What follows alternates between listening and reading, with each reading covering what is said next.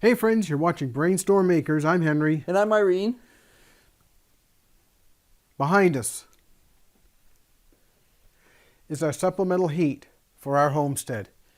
It's a wood pellet stove.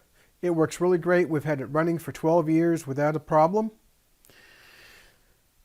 But stick around. We'll tell you what happened.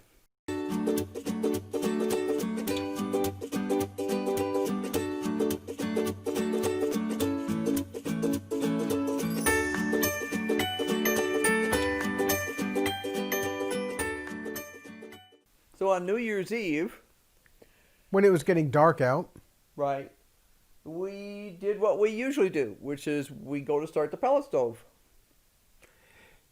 it didn't start. Didn't start.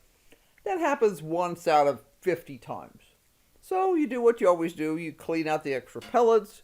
You reset it up. You make sure everything's hunky-dunky dory-dairy. And you start it again. And it doesn't work. Now, it was supposed to be like 22 that night.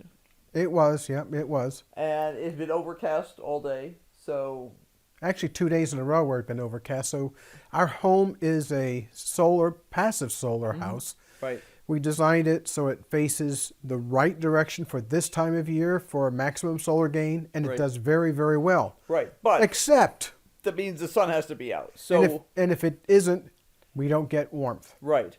So I had done the usual thing. I had opened the blinds during the drapes during the day, and then I close them about 4:30 in the afternoon because it keeps the heat in.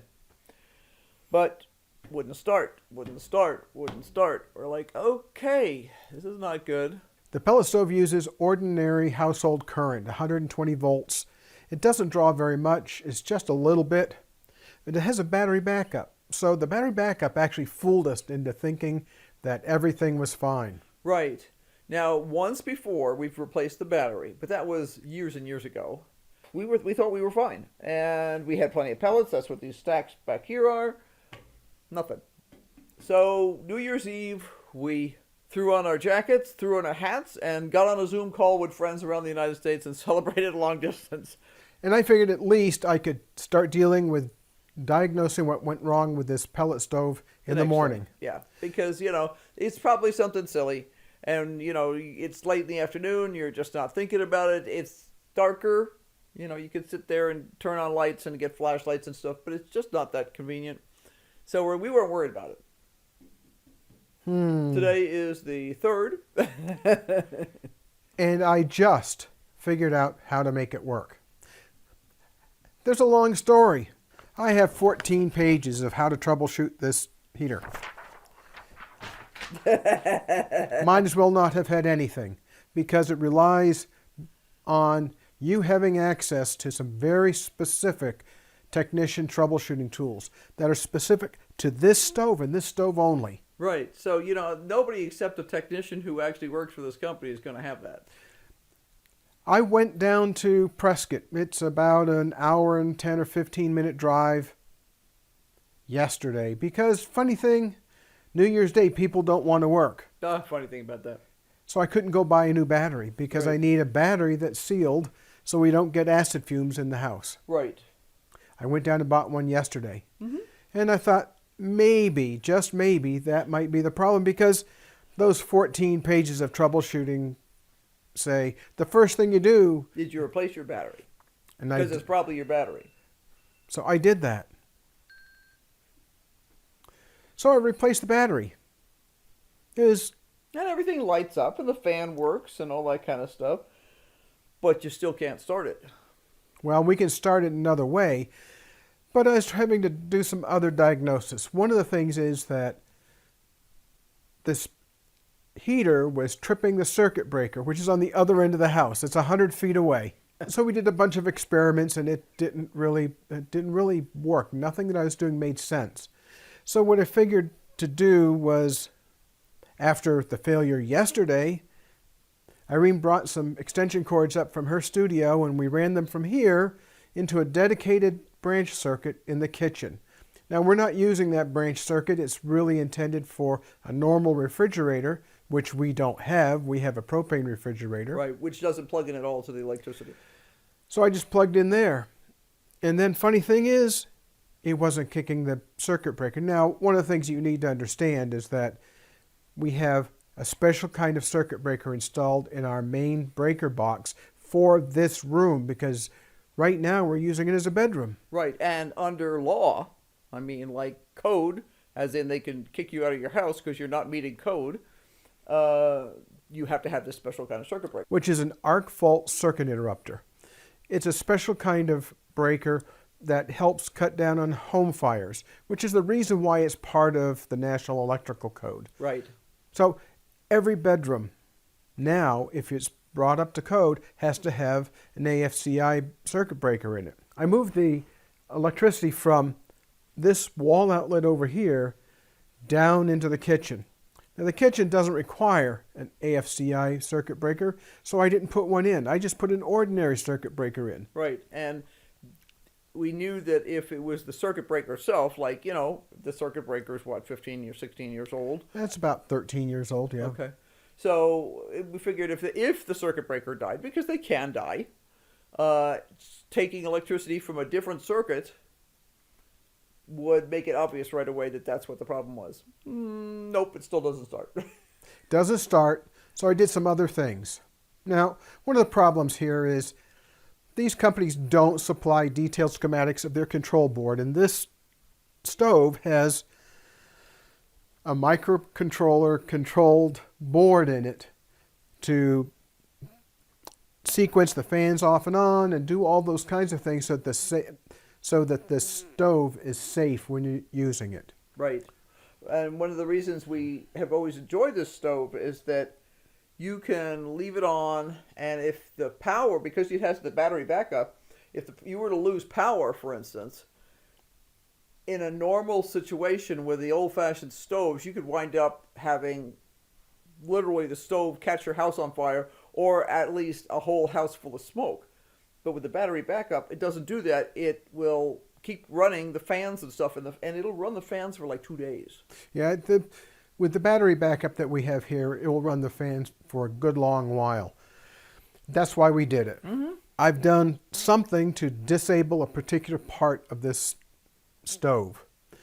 So now it won't automatically turn on the pellets by itself. We'll have to use some pellet fire starters in the stove, which we've done before. We did once just to make sure we could do it, and it works just fine. I'm now plugged back into the outlets here in the bedroom.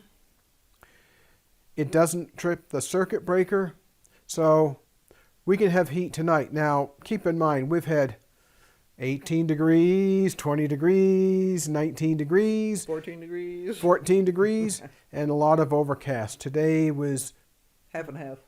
partly sunny, partly cloudy. Yeah. Depends on your view of the world. I think it was partly sunny. So we got more heat in, but it's still not enough.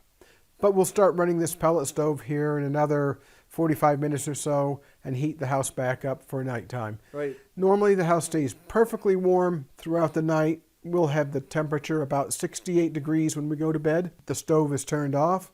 We'll wake up and it'll be 65 degrees, so it's perfectly reasonable temperature. Mm-hmm. Now, if we have a lot of overcast days, the other end of the house, which doesn't have many windows in it, is going to be colder. Right. But so what we normally do is, if it's really overcast, we'll run this, and we have a fan at the door to the bedroom that pushes heat into the rest of the house. And it works fine. So Yeah. normally we don't have an issue, but this time we did. Right. And to make it worse, our large generator, which would usually be our fallback position in case this didn't work, is not working right now. It needs a rebuild, so we can't run an electric heater. We have a small inverter-based generator, which is a very efficient generator, but it only puts out about 1.5 kilowatts, which is fine for running the house, and it'll trickle charge our batteries, which is good, but it's not enough to run the vacuum cleaner or an electric heater. We can run the electric heater at half, Yeah. at half Yeah, strength. which we actually did the other day, for a little while, just to take the chill off a teeny bit. And Henry and I don't like a hot house anyway, because we both grew up in New England with unheatable houses. So we, that was the norm. You throw on a sweater when you get cold. You make sure you got fuzzy socks on. So the question is, are you fit for rural American homesteading?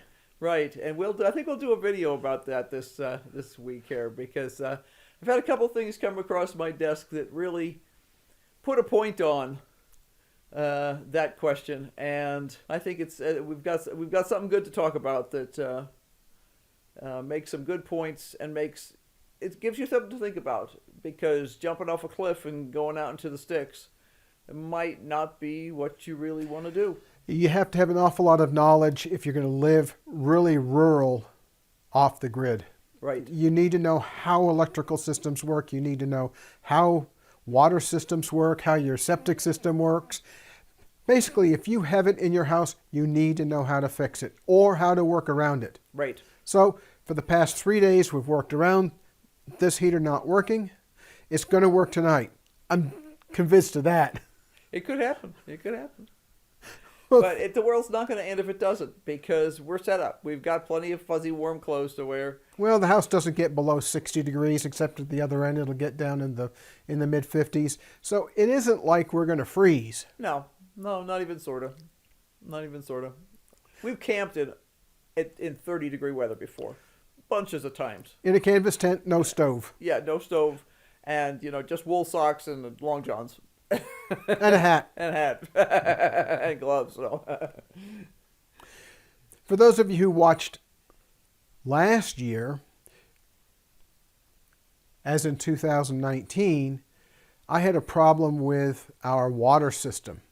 I sorted it out. I'll put a link into this video that shows you that amount of trial and tribulation that went on there. It was a real stumper for quite a while. Yeah. So we have a lot of other things that we'll be talking about. I have quite a few things that aren't working quite the way they're supposed to, and we'll be showing you how I'm fixing those, if I can fix them, and what I'm going to do if I can't fix them. Right, because they always say it's a good idea to have plan B. Well, when you live out in the country, it's a good idea to have something all the way through maybe Q or R. Well, thanks very much for watching. We hope this is of interest to you, and you might learn something from my problems here with this heater. Don't forget to like and subscribe and hit the bell for notifications, because we're going to be doing a lot more stuff. Yep, lots more stuff. So until later, bye. Bye.